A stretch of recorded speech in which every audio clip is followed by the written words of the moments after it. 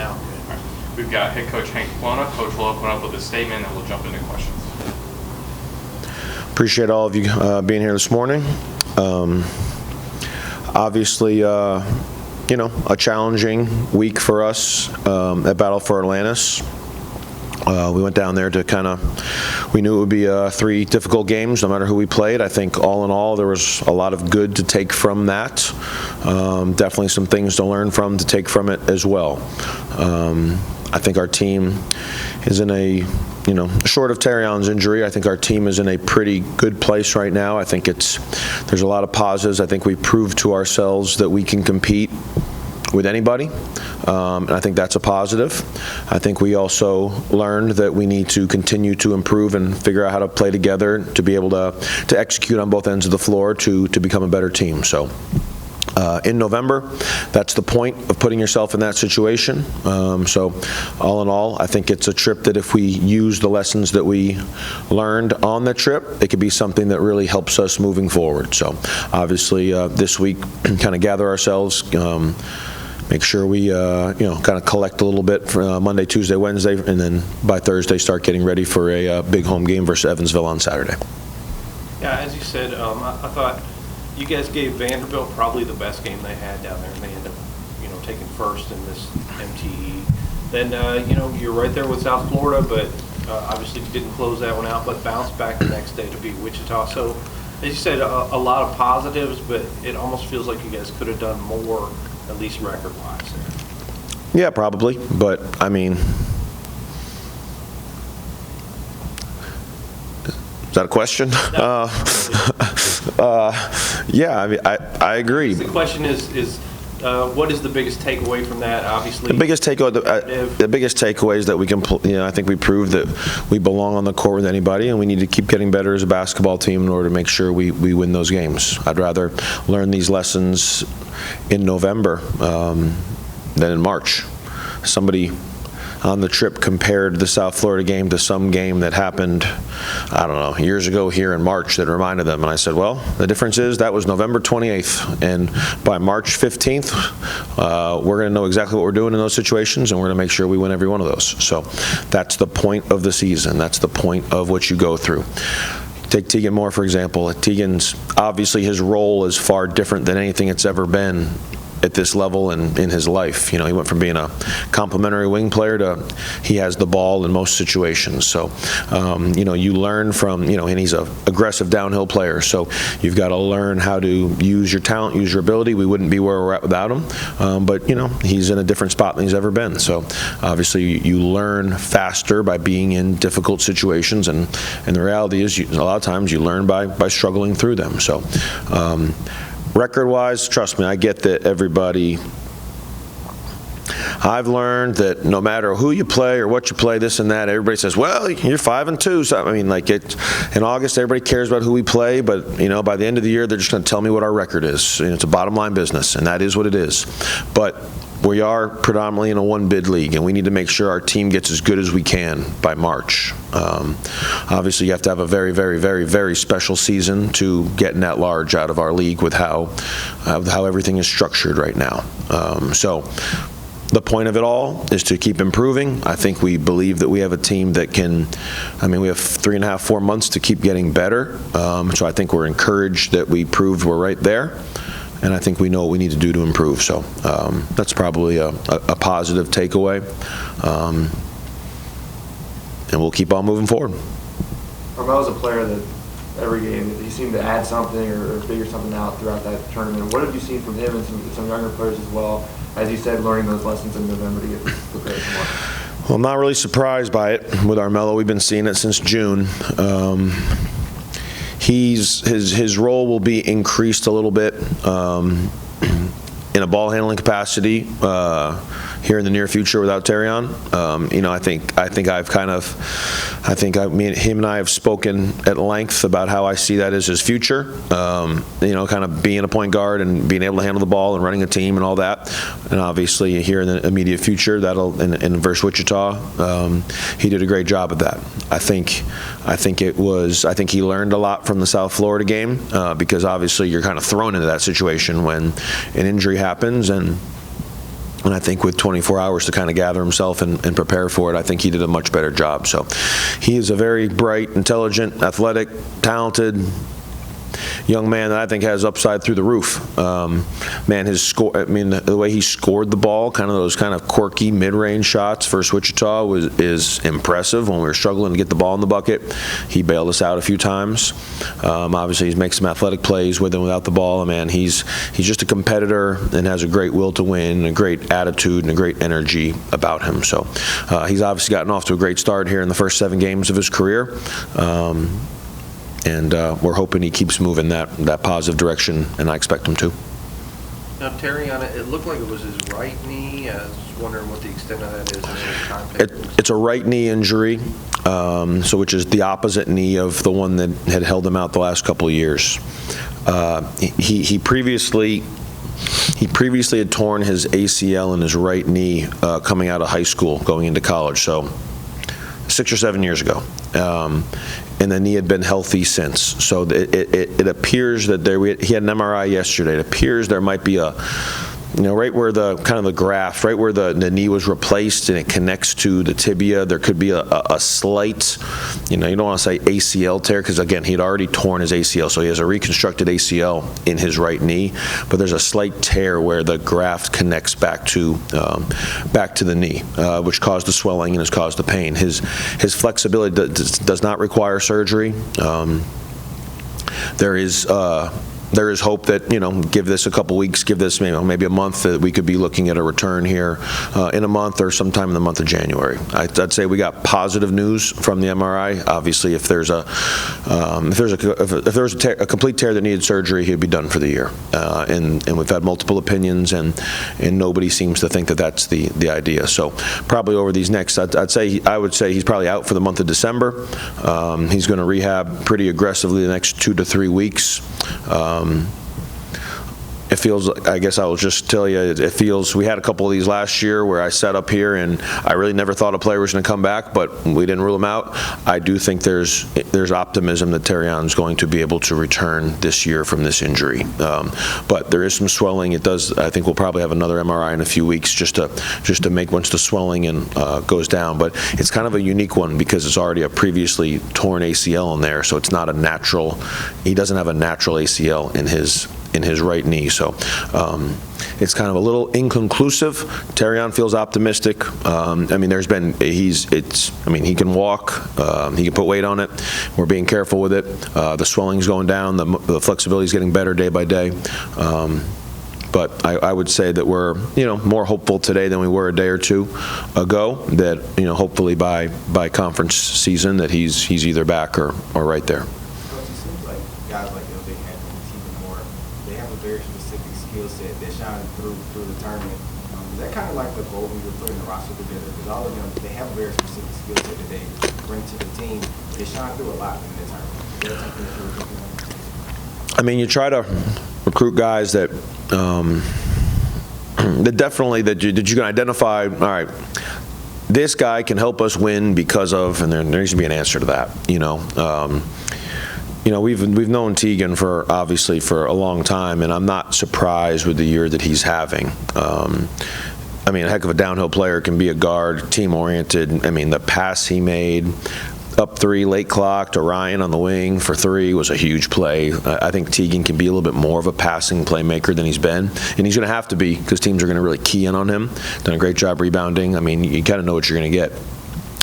LJ Hackman, obviously a big, strong, physical guard. They're both big, strong, and physical, and they can get to their spots, and they can prevent opponents from getting to their spots. So the two of them, for sure, have a size and a strength and a physicality, but also their guards. They're great with the ball at that size. So, LJ, I'd say LJ the same thing. LJ can score and shoot maybe a little bit better than he's shown so far, but probably his ultimate strength is getting into the paint and being able to finish and get to the free throw line and being able to guard their team's best player. Obviously, we took LJ LJ, with the idea that he could play some point guard as well, and he did a little bit of that over the weekend, and he's versatile in different ways too. So you try to kind of figure out, all right, you try to recruit guys knowing that if they have a bad, those two guys specifically, if they have a bad game, they're still strong and physical and get to the rim and they can guard the ball. So like their physicality is a big part of why either if they have a night where they're on or a night where they're off, they're both still impactful. And obviously that's the advantage of having some size and strength. But yeah, you certainly try to take guys that you can. All right, if we're gonna beat Wichita State in the Bahamas, LJ can help us do that by getting in the paint, guarding their best player, rebounding the ball. You try to identify some answers to that question. Now, going into the season, I think the kind of the goal was for Terrion to be that primary point guard. And as he's worked into those minutes, you've kind of spread it around. Do you spread it around even more between the guys that you have left and take the load off all of them, or does somebody kind of emerge as what Terrion? Yeah, I don't really know for sure. I'd tell you Armello will be the starting point guard moving forward, and I wouldn't tell you 4 or 5 months ago I fully would have projected that. We took LJ knowing he could play some point, took Ryan Myers knowing he could play some point. I believe that Tegan Moore can play some point. Armello's ability to play all positions and know all positions and see the floor, and I mean, we could call anything in our playbook, Melo knows from every spot, and that's the similarity to him and Terrion, is they both have that knowledge. I think Melo's got to continue to have the comfort making the passes that Terrion has the courage to make. That lob play that made SportsCenter that Terrion threw to Melo, you got to have real courage to throw that ball up in the air, and so Melo has the ability to do it, but he's still gaining that. Okay, you got to make that exact pass at the right time to the right spot. So I would think my guess, if I had to project, I would think Melo will start at the 1 and maybe play the most amount. But man, LJ has, we took LJ knowing that he could, we wanted Terrion to be the primary point guard. Obviously there was uncertainty with his health, so we did put the team together in covering our rear end, that if something were to happen to him, we have multiple options. And LJ was part of that. I'd say LJ Hackman's going to get increased reps at the 1. Obviously, Jack Eland's played it for us in the past. I would think that Jack's role here in the next 4 to 6 weeks will increase as well. I know he's ready, and he's been, I know he hasn't maybe had that moment quite yet this year, but man, I think Jack's playing better basketball than he's ever played before. So he's an option there as well. And obviously Ryan Myers has played the point for me in our past together, and I know that he's steady, team-oriented, and can help us there too. Just looking at that too, just a point guard, kind of the traditional vision of a point guard would be somebody setting you up in the half-court set. That's not really what basketball is anymore. Do you have guys that have, I'm sure, have all the ability to do it, but is there instinctual stuff or just a natural point guard thing that's hard to teach? Yes, very, because they don't see, there's no real, watch the NBA, which the guys do. I know there's a lot of people that say they don't, but I promise you that's what our players watch. There's no real point guards, and there's no back to the basket centers. So if you want to know why that creeps into college a little bit this day, it's hard to find inside scorers, and it's hard to find run the team point guards.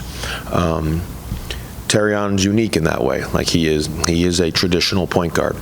I think what stands out to me about Melo is that he doesn't care about his numbers. He doesn't care about his stats. He doesn't care about bringing the ball up the floor. I'm going to play the guy at the 1 the most that doesn't actually care if he plays the 1.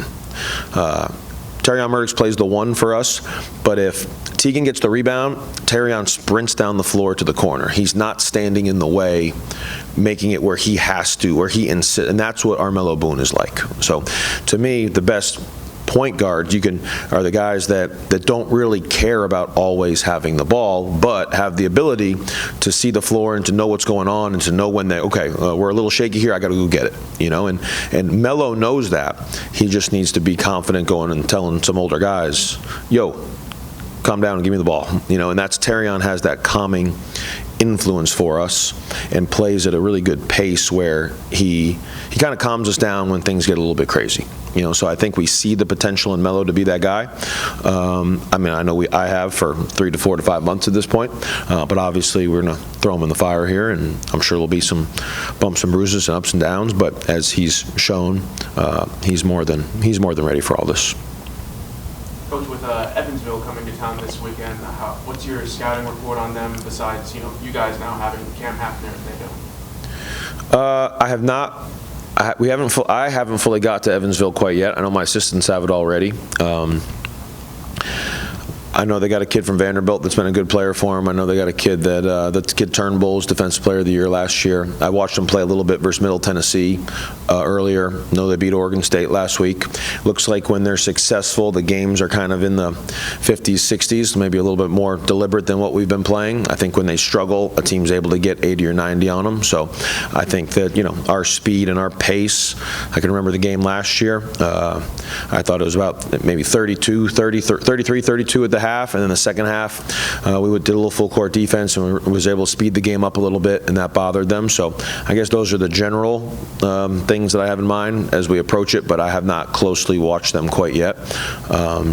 Obviously, it's an important week for us, an important game for us to make sure that we, that we prepare and that we're able to bounce back. And I've seen some teams play well in these MTEs and then come back the first game and lay an egg. I saw about 3 or 4 examples last week, and we don't want to be one of those. We want to just doesn't mean you're guaranteed to win, but you want to make sure you continue to play well and you compete and you play with great effort and play together, and we build on the kind of how we played down there in Atlantis. So obviously, very good program, Coach Ragland. Great coach.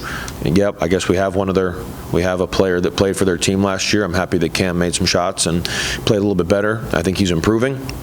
But the game's not about him or anything like that. I want him to focus on the team wearing white and red, not the team wearing purple. And we all just need to stay focused in the moment on what we're doing, and hopefully that results in a win for us.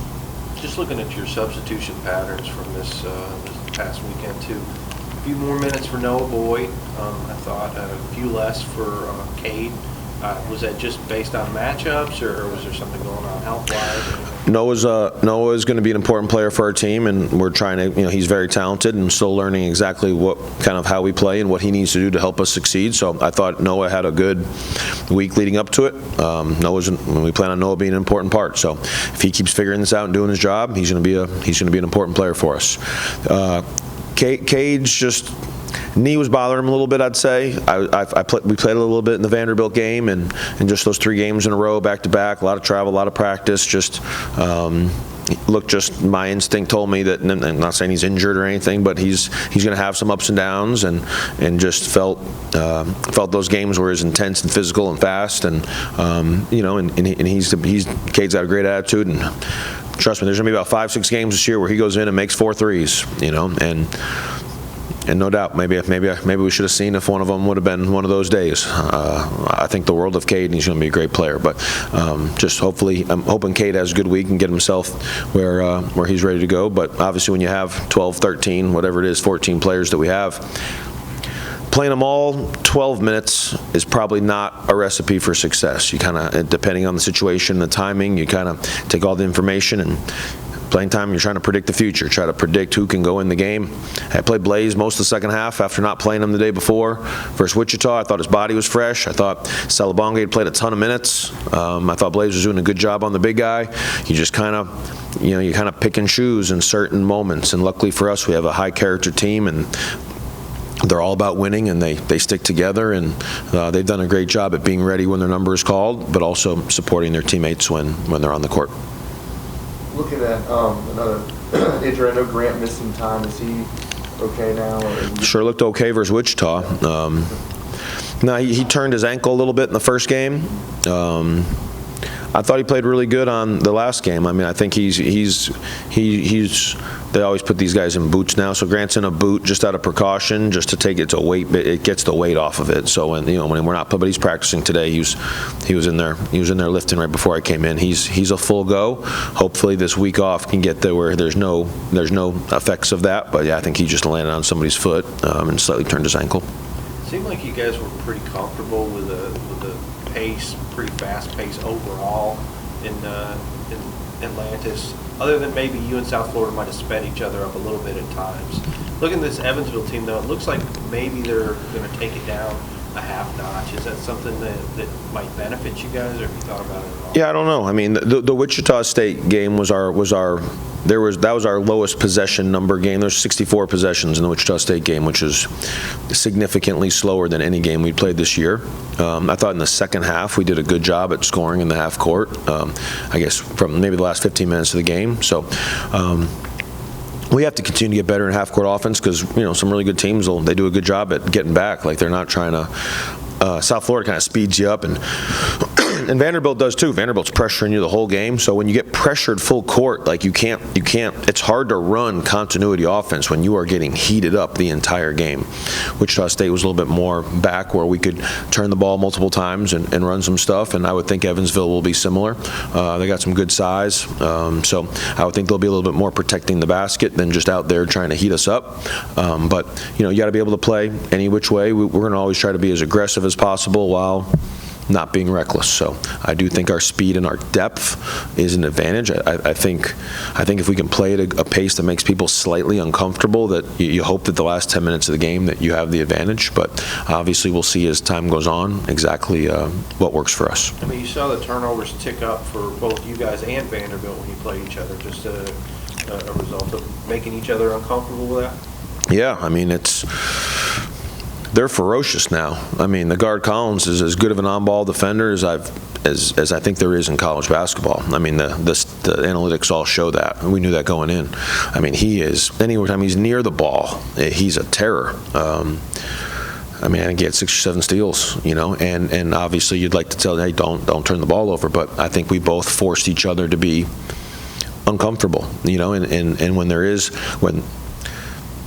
when there's a lot of pressure and both teams are just getting called for 8 fouls, I mean, I would think both teams, I'm not judging the officials, but the game is unbelievably physical. And when there's so much bumping, grabbing, and all that going on, and both teams are equally called for 8 to 9 fouls, there's going to be a tick up in turnovers. When the game's called a little tighter and it's a foul, the players have to stop grabbing as much because you're going to foul out and put the other team in the bonus, and all of a sudden the offense is able to run a little bit better. So I do think in these intense, in-your-face, full-court physical games, the turnovers do creep up a little bit. And I thought all 3 games. I thought every game I watched down there was unbelievably physical, and I thought our guys did a good job for the most part at not backing down, not being shying away from that, and embracing it and fighting back and being right there in every game. Even with all that contact that they were allowing you to play through, you guys still got to the foul line. I mean, you're still among the national leaders there. Is that something that you would be happy to remain there all year? Or is it just... Yeah, I mean, it's kind of who our team is, I think. I mean, Tegan's great at getting the line. LJ gets to the line. Bryant's done a good job getting the free throw line. I think we just have some players, I think, that are, Mello, we have some players that are aggressive attacking the rim. And when you get an angle, if you allow an angle on defense to the rim and you still try to stop them, I mean, it's sometimes you're fortunate and you get a block. The last play in regulation for South Florida, Bryant got beat and made an incredible play to block the shot. Sometimes it takes end-of-game energy to get all the way up there and do that. If you get beat and allow an angle, so that's kind of how you get to the free throw line. You shot fake, get a guy in the air. Grant Newell did a good job at getting guys in the air and getting to the line. I think just attacking the paint and making aggressive plays has kind of been who it looks like we've been so far. So I don't really set any statistical goals or anything like that, but I do think a general goal for us is you try to get paint touches and get to the rim and put the opponent in a tough spot, and then when we're on the other end, we try to prevent people from doing the same thing. So obviously we're able to work on both sides of that every day in practice. Coach, how has the team recovered and gotten back into a rhythm since the tournament?